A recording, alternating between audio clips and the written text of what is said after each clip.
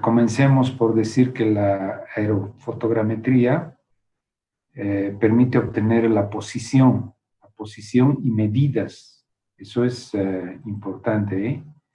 La posición y medidas de objetos fotografiados desde una plataforma como ser satélite, avión, dron, etc. Bien, ahora, ¿qué necesitamos para determinar la posición y medidas? ¿No? O sea, posición obviamente es este objeto está posicionado con relación a este otro, en un lugar en particular. Entonces, esa posición la vamos a determinar mediante aerofotogrametría y además sus dimensiones, ¿no? Sus dimensiones vamos a poder determinar.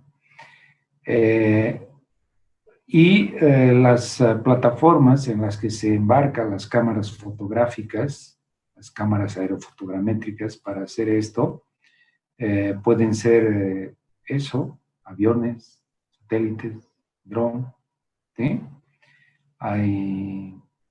Hay satélites, el Pleiades, por ejemplo, que nos da en una especie de fotogrametría, nos obtiene modelos digitales del terreno de precisión 2.5 metros. El hecho, jóvenes, es que nosotros podemos recurrir a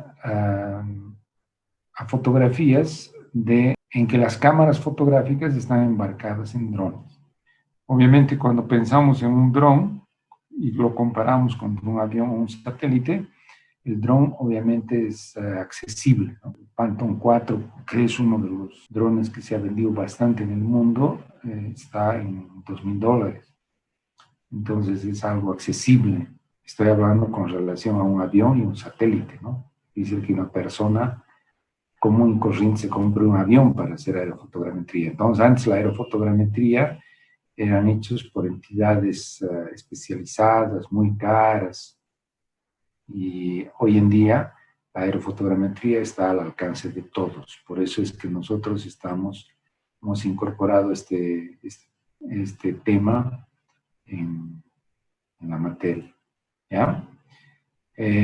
Bien, ahora veamos un poquito algunas consideraciones básicas, ¿ya? No vas a poder hacer aerofotogrametría, quiere decir no vas a poder medir posiciones y medidas de los objetos si cuando haces la obtención de las fotografías no hay un traslape. ¿Qué quiere decir un traslape? Quiere decir, en este sectorcito, por ejemplo, aquí está muy bien ilustrado el traslape. ¿Qué quiere decir? Que esta zonita se ha fotografiado de este punto.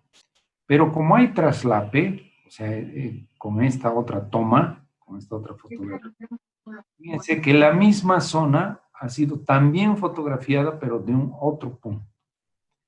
Entonces, los mismos objetos acá, en este sector de traslape, han sido vistos o han sido fotografiados desde este punto y también desde este punto.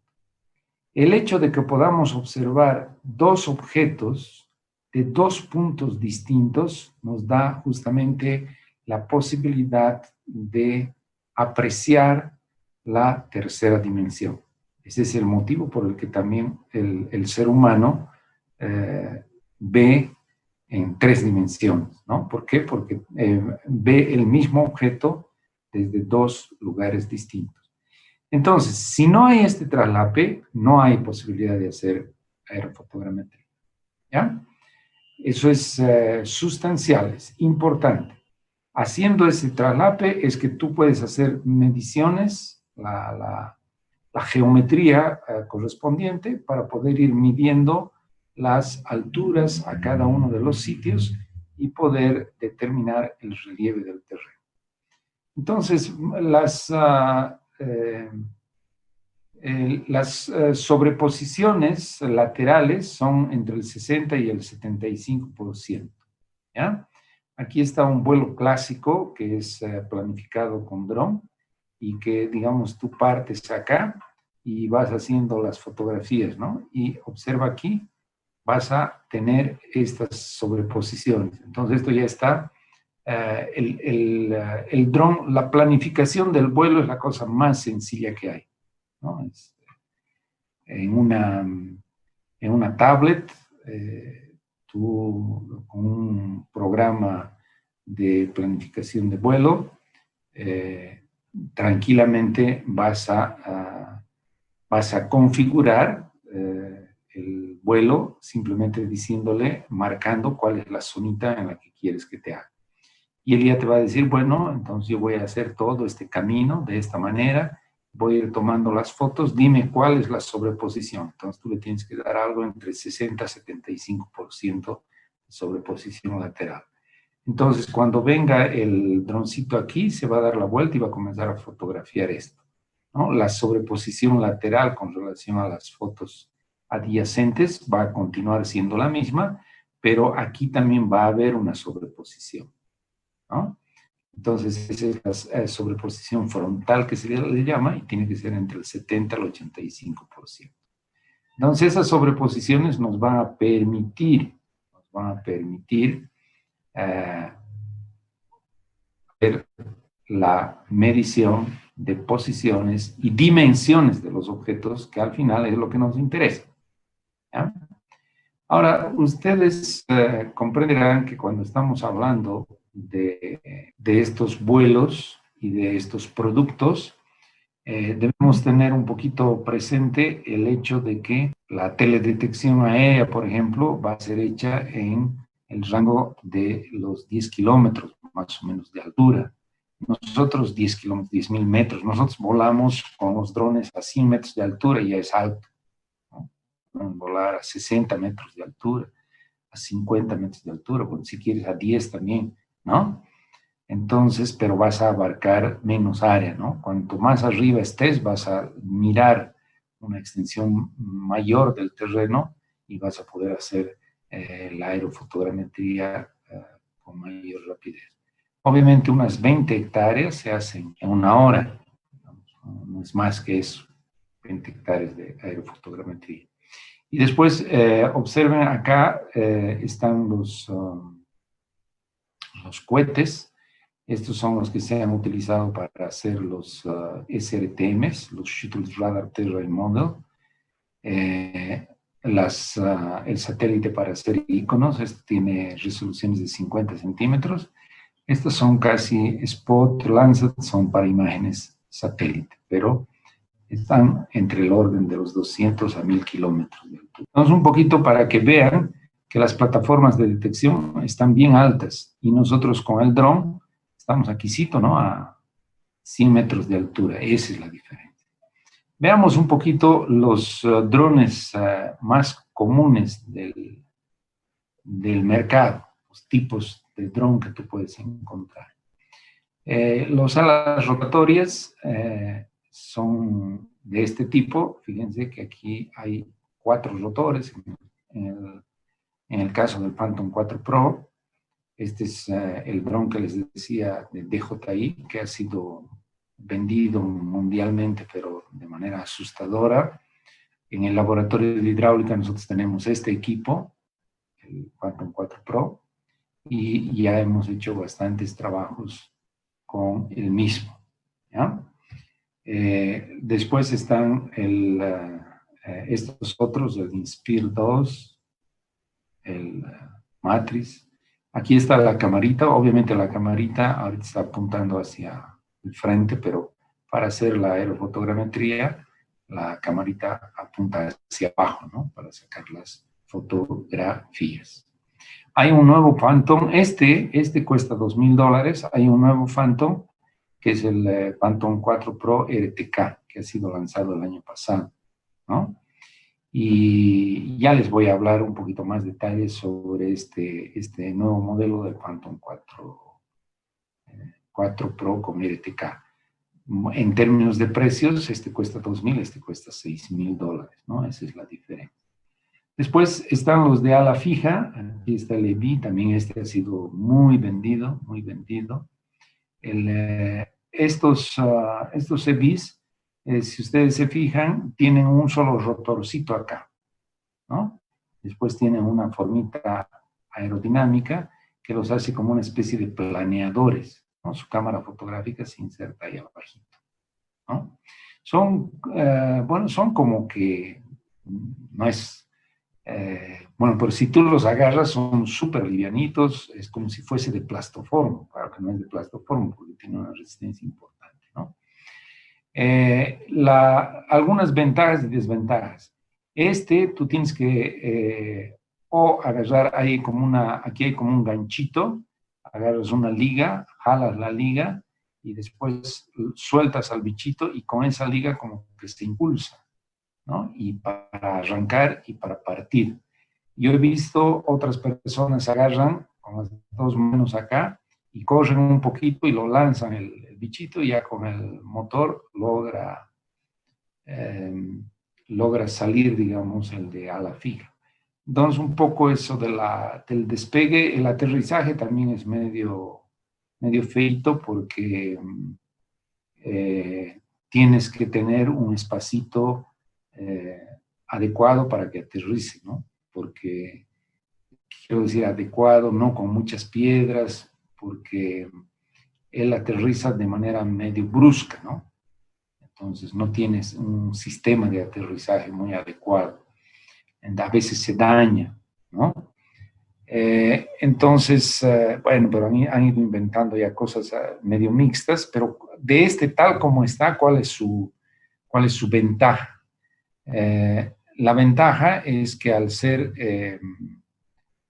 muy liviano, uno, o sea, no tiene muchos motores, solo tiene un motorcito, le hace muy liviano, entonces su batería dura más, ¿no? Puedes hacer un vuelo de 1 hora, por ejemplo, con este. Con este puedes hacer un vuelo de unos 20 minutos, la batería se agota y tiene que bajar y tienes que cambiar la batería. Entonces, estos tienen más autonomía de vuelo, pero esto, por ejemplo, en el despegue tú le haces despegar en un sitio y tiene una opcióncita que él va a aterrizar exactamente en el mismo sitio. O sea, él guarda las coordenadas y es impresionante cómo al aterrizar, aterriza exactamente en el mismo lugar de donde tú lo mandaste, ¿no? Entonces, las posibilidades de despegue y aterrizaje son mucho más simples con a la rotatoria. Mientras esa es la ventaja de este tiene su desventaja. Pero ¿cuál es la ventaja de Que vuela más tiempo, entonces puedes obtener más fotografías con que con este. Entonces, sí, y otro detalle, estos son un poco inestables si es que hay viento, ¿no? No tiene que haber viento. Estos como tienen 4 rotores, o sea, soportan todavía un poco de viento. También vientos muy fuertes, ninguno de los dos, ¿no? Vientos razonables, estos funcionan mejor, estos son más inestables. Entonces, esos son los tipos de dron que por ahora hay. Nosotros vamos a un poquito a hablar solo de aquellos que tienen cámara que capturan la luz visible, ¿ya? Porque ahora hay cámaras infrarrojas, hay cámaras que cubren espectros de banda del espectro luminoso distinto, ¿no? Entonces pueden sacar por la noche, por ejemplo, fotografías. Nosotros no, nosotros vamos a hablar en esto de los que tienen una cámara común y corriente. Acá tienes el objeto, tiene que haber luz porque la luz que rebota en el objeto es la que ingresa a la cámara y en la cámara ingresa a esta parte y ahí se forma la imagen. Entonces tenemos la fotografía, ¿verdad? Entonces ese es el procedimiento en el que obtenemos las fotografías aéreas que nosotros vamos a mostrar ahí. ¿Que hay otras maneras hoy en día? Sí, sí hay, esas infrarrojas que les estoy diciendo, las LIDAR. Las LIDAR son, ellos tienen más bien generadores de energía que mandan una señal de radar. ¿no? Entonces manda una señal de radar, no son fotografías como las conocemos nosotros, sino que estos son, ¿cómo se llama?, sensores que no mandan, o sea, la cámara fotográfica no manda una señal, ¿verdad?, que después rebota y vuelve. No, no, aquí quien manda la señal es la luz solar. La luz solar manda aquí, la luz solar manda la señal que rebota en el objeto y esa energía es la que nosotros capturamos y la volvemos fotografía. ¿Ya? Bien. Entonces, en este asunto de la fotografía, algo importante de lo que tenemos que hablar es de la resolución en términos de tamaño de píxel. Ustedes ya, pero yo ya les he mostrado algunas cosas en términos de resolución en tamaño de píxel, ¿no? Pero vean ustedes, aquí hay un sector que tiene un solo píxel de 12.8 metros. Como que no ves nada, está todo oscuro. Aquí vamos a tener píxeles, fotografía, ¿no? De 6.4 metros por 6.4 metros. Entonces, en esta zona, como que ya tienes más píxeles, pero también no de nada. Entonces, aquí vas disminuyendo el tamaño de píxel, disminuyendo el tamaño de píxel. Aquí con 0.80 ya medio percibes que hay algo. Con 0.40 metros, como que ya hay un ser humano y un vehículo. Con 0.20 y con 0.10 de resolución en tamaño de píxel, mira, se observa al ser humano y se puede determinar medidas de estos objetos, ¿no? Con una resolución más precisa. En este caso, el tamaño de píxel es de 10 centímetros. Con drones, digamos a 100 metros de altura más o menos, podemos tener tamaños de píxel de 3 centímetros, ¿no? 3 centímetros, o sea, 0.03 metros, 0.03 metros. Entonces, impresionante el detalle con el que podemos obtener fotos con el dron. Aquí está un poquito la imagen y para decirles en esta representación que la imagen se va a formar también en una rejilla, ¿no? Pixelcitos. Entonces vamos a un poquito ver cuál es la diferencia de los píxeles que se forman en la imagen y los píxeles en el terreno. Los píxeles que son cubiertos en el terreno se llaman GSD, Ground Sample Distance, ¿no? Distancia de muestra, quiere decir distancia de muestra en la Tierra, ¿no? Distancia de muestra en la Tierra. Entonces, vamos a tener un tamaño de píxel a nivel del terreno y vamos a tener un tamaño de píxel, obviamente, al nivel de la imagen, y eso, esa relación entre los tamaños de píxel está en función, obviamente, de la altura de vuelo y de las características de la cámara fotográfica. ¿Ya? Entonces, en este momento vamos a ver una relación entre el GSD, el tamaño que es fotografiado en el terreno, el píxel en el terreno, y el píxel en la imagen. ¿Ya? Bien, que no es lo mismo, obviamente. No es lo mismo. Fíjense, si nosotros tenemos una camarita Canon de 18 megapíxeles, esta es una cámara aerofotogramétrica, pero es medio antigüita. Esta cámara, este CCD, por si acaso, es la dimensión de esta longitud por esta longitud. ¿Ya? Entonces, el CCD de la camarita es de 22.3 milímetros, aquí hay 22.3 y aquí hay 14.9 milímetros. ¿Ya? Ese es el CSV de la cámara. Toda cámara tiene su CSV. Fíjense, en términos de tamaño de píxel, si sabemos que esto es el CSV de la cámara y que la imagen, también esta es una característica que nos dan los proveedores de la cámara, ¿no? Los fabricantes nos dicen, mira, el tamaño de la imagen es de 5184 por 3456, el tamaño de la imagen que tú capturas, ¿no?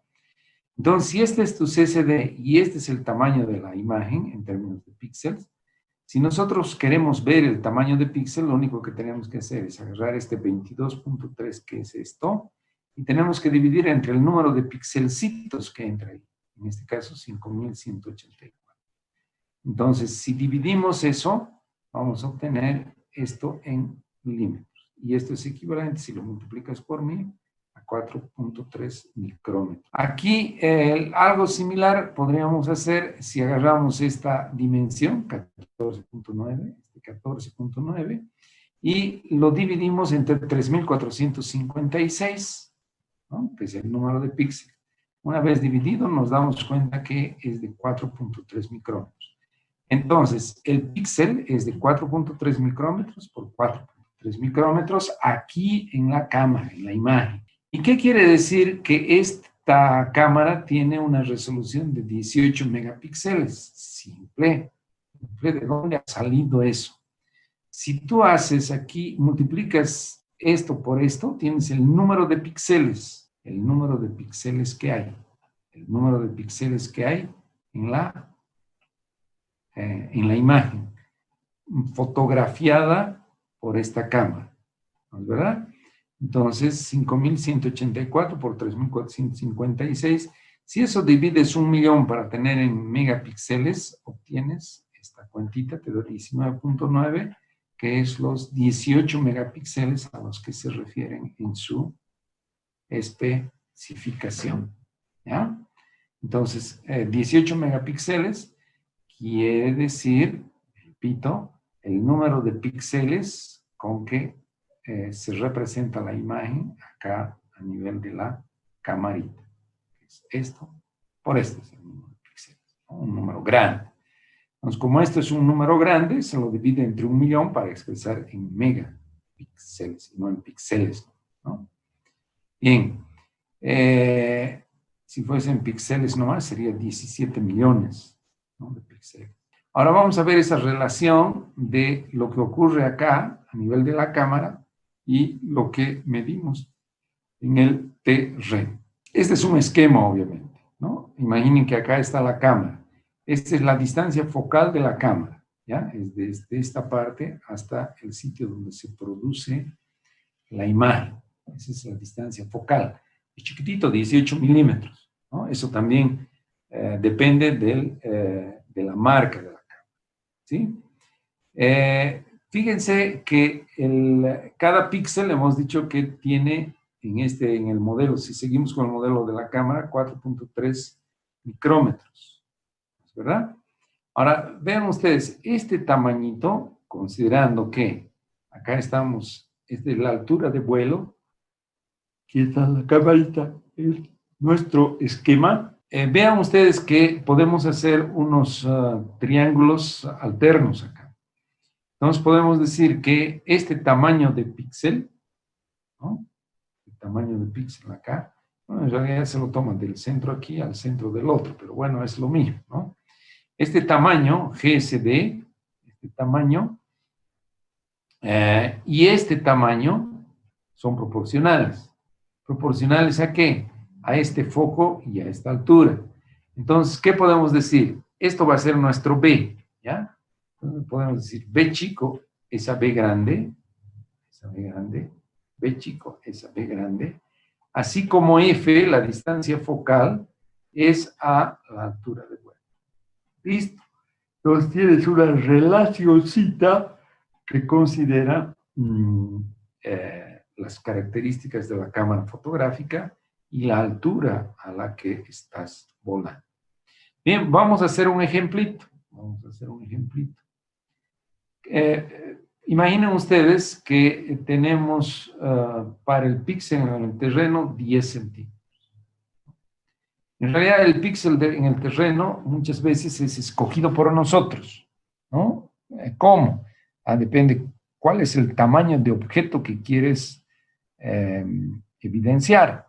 O sea, por ejemplo, si yo quiero tomar una foto, quiero evidenciar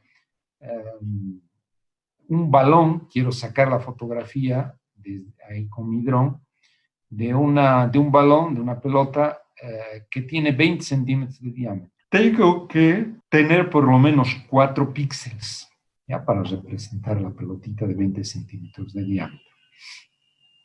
Y vamos a distribuir el diámetro en el propio diámetro de la pelotita. Entonces, tú con un píxel con 4 píxeles de 10 por 10 centímetros cada uno, tranquilamente puedes representar la pelotita de 20 centímetros. Entonces es como que un cuarto, ¿no es verdad? La relación del objeto que quieres representar y el número de píxeles. Porque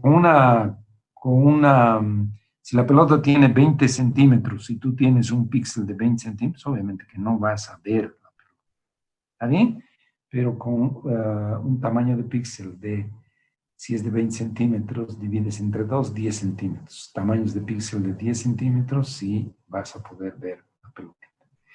Entonces, como que este dato puede ser un valor que tú decides adoptar para el propósito de tu levantamiento topográfico. 10 centímetros. Este B ya hemos visto que está en función de las características de la cámara y puedes obtener el B pequeñito de aquí. Nosotros sí hemos obtenido y hemos dicho que es 4.3 micrómetros. ¿Sí? Con las características de la cámara hemos obtenido eso. Listo, entonces vamos a usar, si hacemos recorrer acá a 6 ceros, seguramente, 1, 2, 3, 4, 5, 6, vas a tener en metros, para tener todo en metros. Asumamos que tú dices que vas a tener acá a nivel del piso, quieres tener un tamaño de píxel de 10 centímetros, porque quieres tomar la fotografía de una pelota, entonces está bien, los 10 centímetros. El B chico, hemos visto que es 4.3 micrómetros, aquí está, 4.3 micrómetros, esto está en metros, y el F, que es la distancia focal de 18 minutos. Nos piden determinar la altura de vuelo. Entonces, obviamente acá surgen estas relacioncitas que ya las hemos mencionado hace un ratito. Entonces, les estaba diciendo que en esta relacioncita, si nosotros queremos determinar la altura de vuelo, en esta relación de esos triángulos alternos en que nos dice que F, este F, es a esta altura de vuelo, así como este B chiquito es a este B grande, este es el GSD en el campo, B chiquito de aquí es a este B grande. De ahí tú aíslas la altura de vuelo, que es esta, y en esta relación, después de aislar la altura de vuelo, puedes calcular tranquilamente la altura de vuelo con los datos en términos de fíjense que la altura de vuelo está íntimamente asociada al GSD que tú requieres, ¿no? Aquí la altura de vuelo está íntimamente asociada a los 10 centímetros que tú has decidido levantar para tener la dimensión de una pelota de fútbol. Fíjense, tienes que volar a 418 metros. ¿Está bien? Eso sí es que tienes la cámara esa que les he mostrado, porque las características de la cámara están asociadas con el B y el F, que son los otros terminitos aquí, B y F. Depende del tipo de cámara. ¿Ya? Para otra cámara, pues tendrás otra situación en términos de requerimientos de altura de vuelo para tener un tamaño de píxel a nivel del suelo, en términos de GSD, de una dimensión en particular que tú requieres. GSDs, ejemplos de GSDs, en imagen satélite, la Landsat tiene 30 metros de tamaño de captura a nivel del suelo, ¿no? O sea, cada 30 metros. Estas son imágenes satélite. Sentinel tiene entre 10 y 20 metros. GeoEye, 0,41 metros. Una avioneta que puede tener entre 20 y 40 centímetros de tamaño de píxel, GSD, y un dron entre 2 a 8 centímetros, ¿no? Dependiendo de, obviamente, si tú vas a desear 8 centímetros o 10 centímetros, la altura de tu vuelo va a ser mayor. Si tú quieres que tu tamaño de píxel sea de 2 centímetros, tienes que volar más bajo con el dron, ¿no? Bien. Errores en la posición. A ver, vamos a hablar un poquito de los errores en la posición de los objetos y las alternativas que tenemos, ¿ya? Bueno, primero, hemos dicho que con la aerofotogrametría vamos a determinar la posición de los objetos, ¿no? Y al determinar la posición de los objetos, también vamos a determinar un poco sus dimensiones. Ahora, vean que eso de la posición de los objetos es realmente clave. ¿Por qué? A ver, veamos un poquito. Ilustremos eso. Digamos que yo tengo un objeto aquí, objeto, ¿verdad? Y hay otro objeto aquí, ¿sí? Entonces, la distancia de aquí a acá, y puedo medir. Debe haber algo con lo que puedo medir de manera más precisa, ¿no? Seguramente una estación total que puede medir con mucha precisión la distancia entre estos dos puntos, ¿no es verdad? Pero si estos puntos no están bien ubicados, digamos que esta es el puente de Quillacollo, ¿no? Y esta es tu casa, ¿ya? Del puente de Quillacollo a tu casa hay una distancia que es la distancia verdadera. Pero si no están bien ubicados, si por ejemplo tu casa está por acá, de repente, en vez de decir que la distancia es esta, tú vas a decir que la distancia es esta otra. Entonces, la posición de los objetos es clave para tener distancia entre ellos. Y obviamente, la posición conduce a una distancia. Y si tú estás queriendo evaluar la superficie de un lote, entonces es clave que las distancias sean bien medidas, que los puntos estén bien ubicados. Ocurre que estos droncitos, este que cuesta menos, los droncitos de $2,000, tienen equipado, acá mismo, tienen equipado un GPS navegador. ¿Sí? Un GPS navegador. Un GPS navegador, ustedes saben que está con mucha suerte entre 3 a 5 metros X y Y. Y en Z es una locura, ¿no? Su precisión, o sea, de 20 metros, más o menos 20 metros. Entonces, en posición, el droncito, cada vez que nos saque una foto, o sea, está acá volando el dron, cada vez que saque una fotito, va a tener la posición de esa foto. Solo que esa posición no va a estar bien tomada, porque el instrumento de medición de la posición en coordenadas no es un buen instrumento el que está embarcado en el dron, ¿no? Entonces, ¿qué es lo que puedes hacer? Lo que puedes hacer es lo siguiente. Implantar puntos de amarre. Acá hay un ejemplo de un punto de amarre. Primero implantas el punto de amarre y después mides sus coordenadas, ¿no? Vas a estar, obviamente, tú tienes que tener necesariamente un BM. Digamos que tu BM está, qué sé yo, aquí, ¿ya? Aquí lejos, BM, ahí, ¿no es verdad? Este BM tuvo que haber sido determinado con una precisión geodésica, entonces el BM, ya saben ustedes que es bueno determinarlos con GPS diferencial, ¿no? Lo mejor sería utilizar puntos que nos sirven como los puntos base, que son, por ejemplo, aquí en Cochabamba, Cotopaxi, ¿no? y de ahí poder implantar un VM. Si tienes algún VM con coordenadas conocidas, también puedes desde ese VM trasladar tu VM hasta este sitio y ya de aquí, tú ya te instalas en este VM, te instalas en el VM y de acá ya puedes, con estación total, por ejemplo, determinar las coordenadas precisas de este puntito. Entonces, antes de hacer el trabajo, te pones unos puntitos. Es bueno poner las extremidades, ¿no?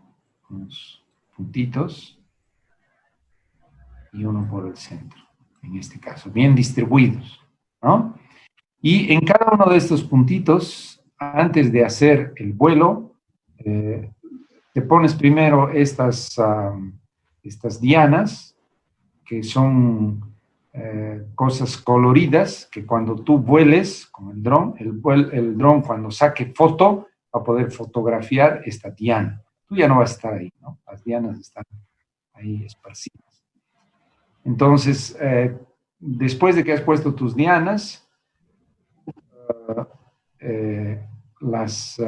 mides sus coordenadas con algún equipo de precisión, quiere decir, puede ser una estación total o puede ser un GPS diferencial con RTK, ¿no? Entonces, mides la posición de esto, de esto, de esto, de esto. Y fíjate que cuando el dron vuele, él va a sacar la fotografía del punto. Ah, pero tú ya tienes unas coordenadas precisas, ¿no? Entonces, lo que vas a hacer es, si bien el dron va a estar con unas coordenadas de todas las fotografías de esta zona, tú todas las fotografías las vas a corregir en base a estas coordenadas que tú vas a meter en el momento del proceso. Eso vamos a hacer nosotros, ¿ya? Vamos a meter, les voy a enseñar cómo uno puede meter.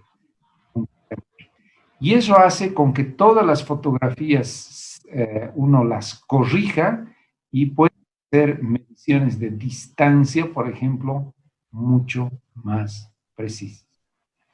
O sea, los puntos de amarre es lo que te va a dar precisión en el producto que vas a obtener de aerofotogrametría. Si no pones puntos de amarre, es un vuelo turístico nomás, un vuelo de aficionado, digamos, ¿no? Y hay mucha gente que anda haciendo vuelos de aficionado sin poner puntos de amarre, ¿no? Porque como es algo muy simple ahora de acceder, dicen, voy a hacer topografía, vuelan, procesan. El proceso, yo les voy a mostrar ahora, el proceso es unos cuantos clics, tienes que tener obviamente el software y está resuelto, ¿no? Entonces, como todo el mundo tiene acceso a un dron, al procesamiento de eso mediante software, que es muy sencillo, entonces todo el mundo cree que está haciendo una buena topografía, pero olvidándose de los puntos de amarre. Los puntos de amarre hay que colocar para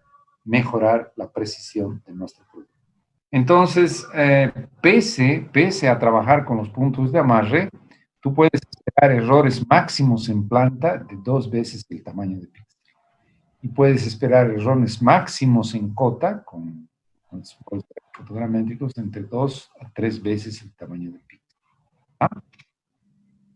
Entonces, en realidad, estos métodos para medir un puntito en términos de X, Y, Z, otro puntito en X, Y, Z, si, digamos, tienes 2 puntitos, nada más quieres medir, usa total. ¿Quieres una super precisión en las cotas? Usa nivel electrónico, ¿cierto? Y bueno, pero si tú quieres, por ejemplo, determinar el volumen de un embalse, ahí está un embalse, y está, mejor, aquí una represa, ¿no? O vas a construir una represa.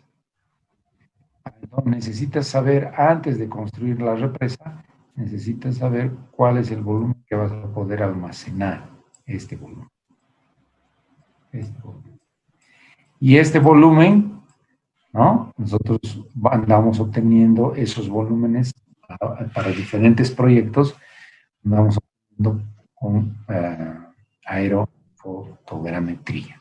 Es decir, es una topografía eh, en una zona, ¿no? En una cuenca, por lo general, el río está viniendo aquí. No es de toda la cuenca, pero tú vas a poner tu represa, permítame usar otro color, tú vas a poner tu represa aquí, ¿no? Entonces, ahí cerquita necesitas saber la zona inundada. O sea, cuando esté tu presa ahí, tener, qué sé yo, el laguito, ¿no? Y este laguito se forma gracias a la represa que vas a colocar. Entonces, haces la topografía de todo el sector, ¿no? Es una topografía a veces muy tediosa de hacer con una estación total y un prisma, ¿no? Es medio molestito hacer, ¿ya? Entonces, pero se hace, ¿no? Hasta ahora siempre se han hecho las topografías para conocer el volumen del embalse para diferentes alturas de presa. Si tú harías una presa más alta, seguramente vas a tener otro volumen de almacenamiento. Entonces eh, tienes que conocer estos volúmenes para poder inclusive dimensionar la altura de tu presa. Bueno, pero ese es otra área, ¿no? Otra área. Lo que yo estoy queriendo decirles es que para conocer estos volúmenes para diferentes cotas, tú necesitas hacer una topografía. Y nosotros hemos hecho ya como en embalses, hemos debido hacer unos de prueba, ¿no? Porque después hemos hecho otros que ya han sido servicios, ¿no?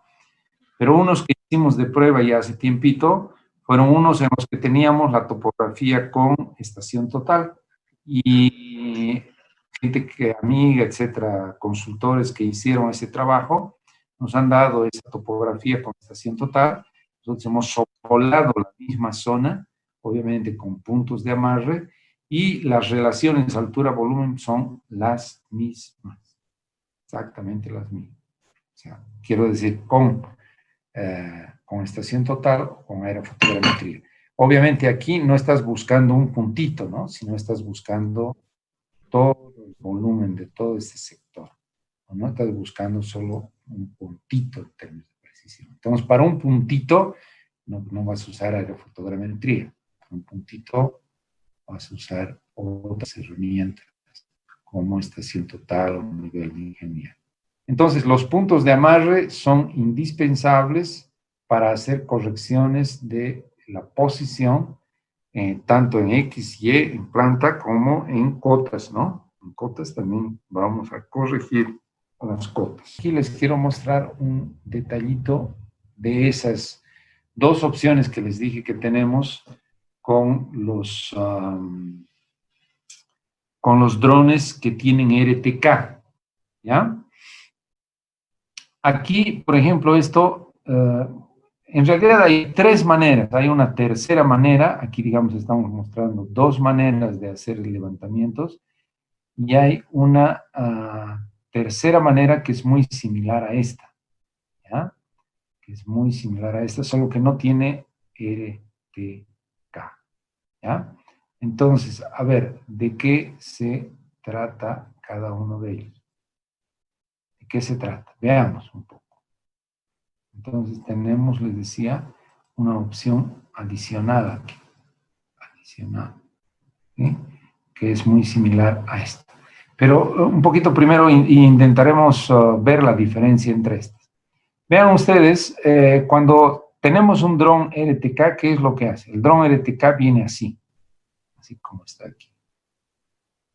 Viene con una antena y además tiene su antena acá, que es su GPS, ¿no?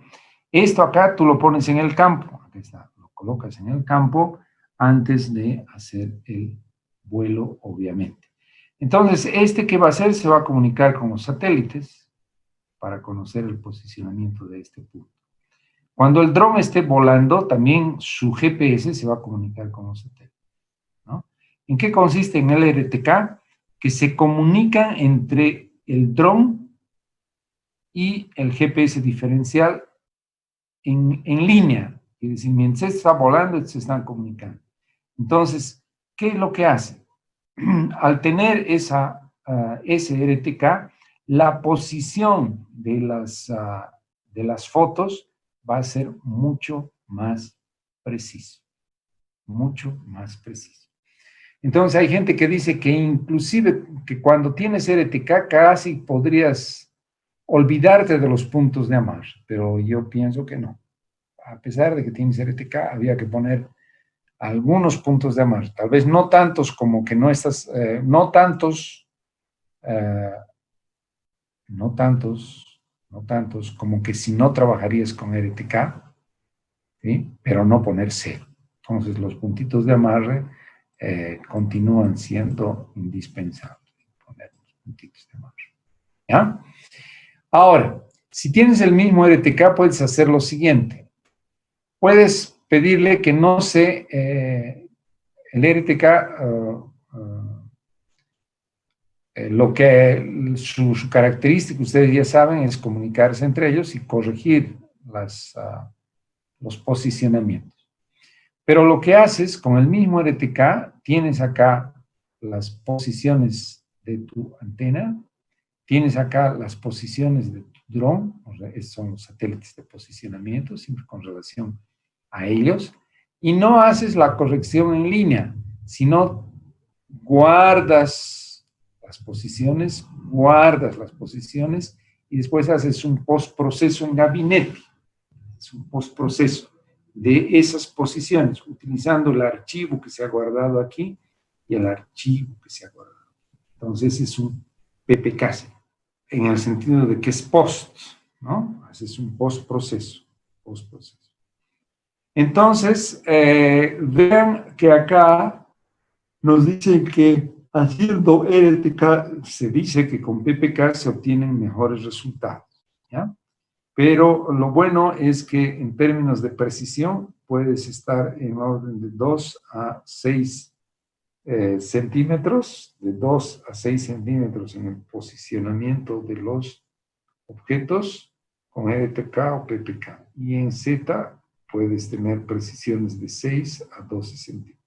Y ese que lo he borrado aquí, que es la tercera metodología, no tiene RTK, por tanto, no tiene esta antena. Esta antena tiene que ser producida por esta misma marca, para que sean compatibles. Y tú vuelas solo con el GPS, o sea, esto no hay. Vuelas con el GPS del dron solamente. Entonces vas a tener estas posiciones y después con los puntos de amarre vas a corregir esas posiciones y vas a procesar hasta obtener los dos productos de la aerofotogrametría. Fíjense, dicen que con RTK y PPK se obtienen precisiones en planta de 2 a 6 centímetros y en cota de 6 a 12 centímetros. Nosotros vamos a ver un casito, que es el caso, vamos a ver todos los dibujos. Aquí está. El caso LH Homs. Este caso LH Homs, como está el laboratorio de hidráulica, si ustedes se fijan, el laboratorio de hidráulica, por acá está el puente que viene de la petrolera, ¿no? El desvío, el puentecito ahí, y después hay este asfaltado. Aquí está ese centro de los militares, ¿no? El Politécnico de Aviación está aquí en esta parte. Aquí está su monumento, ¿no? Entonces, tú vienes de acá, esta es una subalcaldía, ¿no? Vienes de acá, das esta curvita y entras, vas en dirección al laboratorio de hidráulica por este lugar. Aquí hay un puente, aquí hay un canal de riego, ¿no es verdad?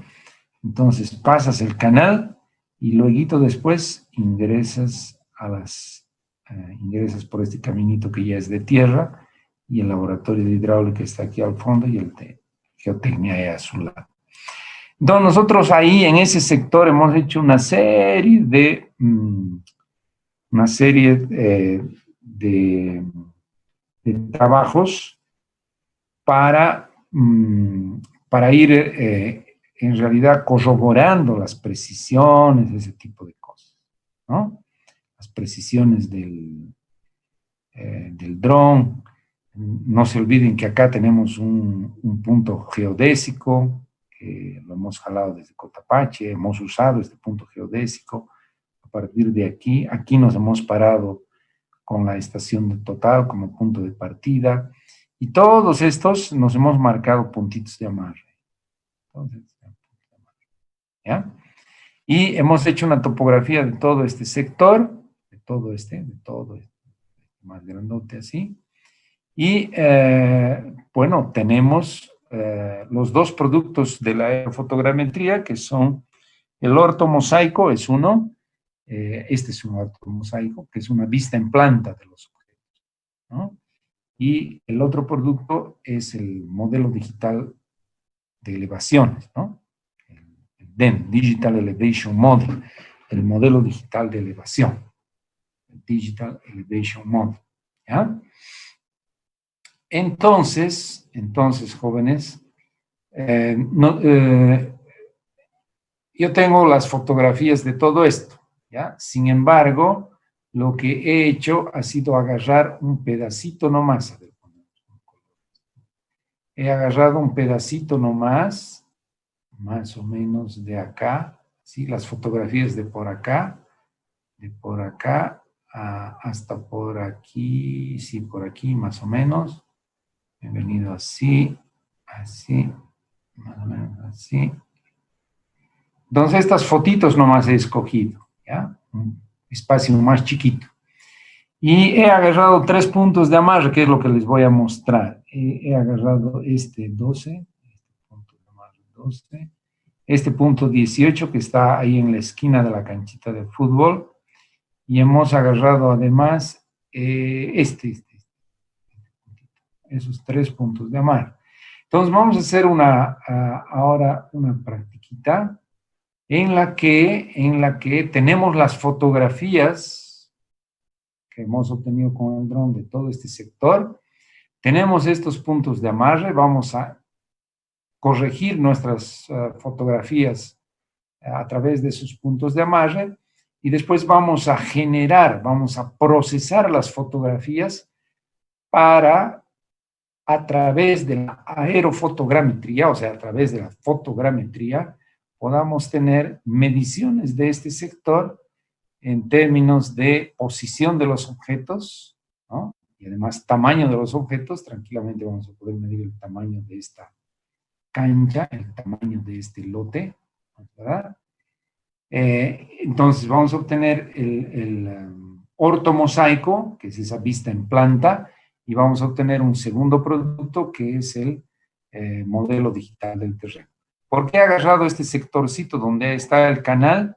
Porque en la práctica les pido que obtengan una sección transversal del canal. Entonces lo que van a hacer es obtener en un sectorcito donde no haya mucha vegetación, porque si no solo se va a mostrar la vegetación. Entonces, que sé yo, aquí por ejemplo hay un lugarcito medio limpio del canal.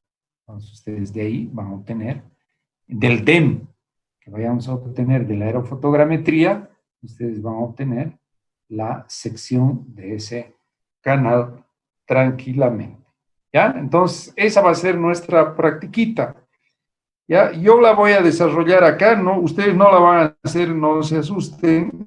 Yo ya es final de semestre, entonces no necesitan instalar el software de proceso de estos datos. No necesitan instalar, no necesitan hacer ese proceso. Yo les voy a mostrar acá cómo se hace. Si después alguien quiere, digamos, avanzar en este tema, obviamente lo podrá hacer, pero para nuestra práctica, la práctica es muy restringida. Solo nos pide que respondamos algunas cosas asociadas a los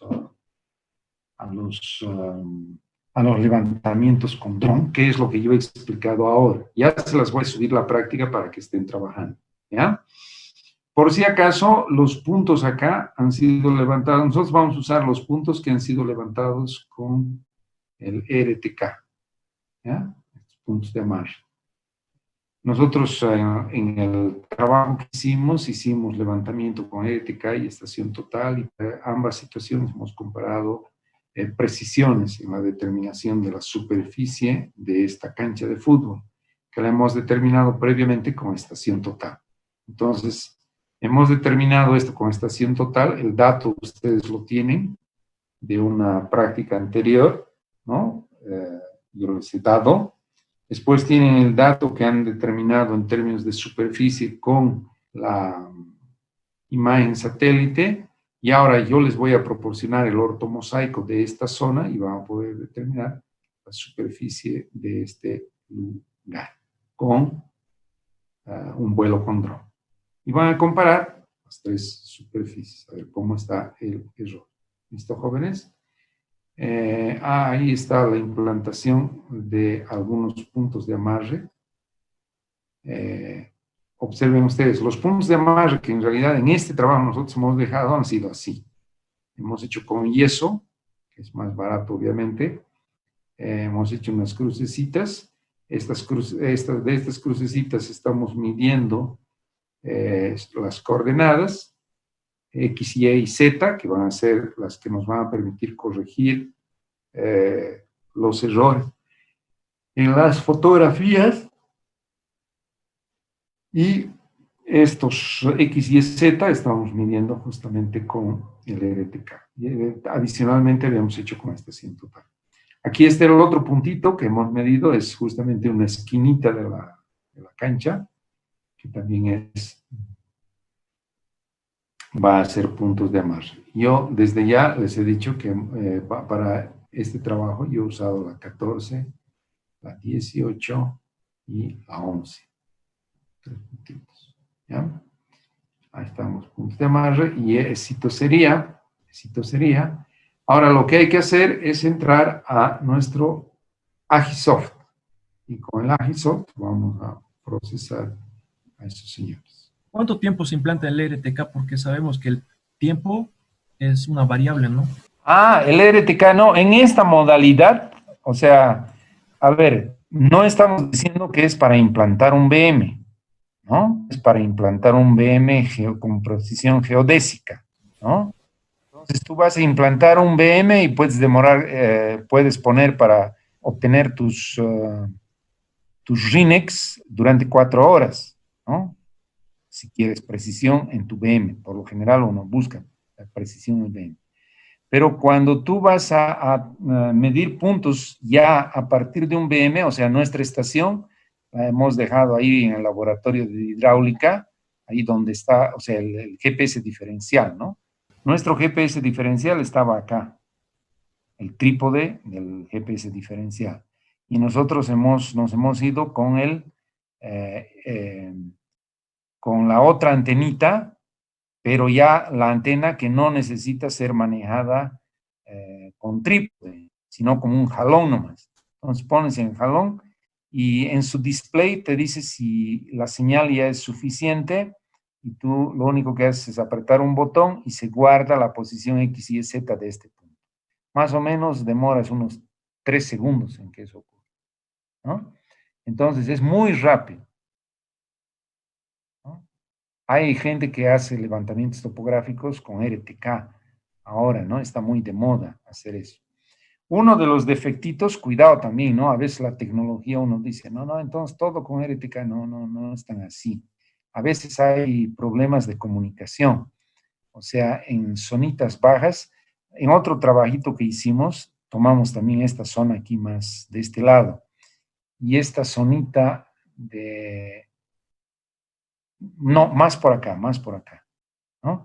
Y esta zona está bien baja, les cuento, bien abajo está, ¿no? Aquí hay un barriecito, inclusive por acá hay una canchita de básquet, etc. Entonces, también hicimos unos sobrevuelos por ahí, pero a pesar de que el RTK estaba, o diré, nuestra base estaba próxima, porque esto estaba medio adentro, se perdía comunicación. Entonces, de repente, no tenías comunicación por radio para obtener el X y Z con el bastón de la antenita del RTK, ¿ya? ¿Por qué hemos posicionado aquí nuestra estación total? Porque aquí tenemos el punto con precisión geodésica que les dije. Es rapidito el levantamiento, rápido, rápido. O sea, con RTK es mucho más rápido que con estación total, porque con estación total, si estás aquí con tu estación total y aquí hay una ramita y no te deja ver el punto, tienes que cortar la ramita, etc., ¿no? Con el RTK es más fácil, o sea, la onda va a pasar nomás, ¿no? Pero va a haber situaciones en que la onda de radio no se va a comunicar y ahí es tienes que esperar un rato, ¿no? A ver si hay la señal de satélite suficiente como para que todo se triangulice, porque este está mandando señal al satélite, tu antena está mandando señal al satélite, y entre estos dos se tienen que comunicar por radio, ¿ya?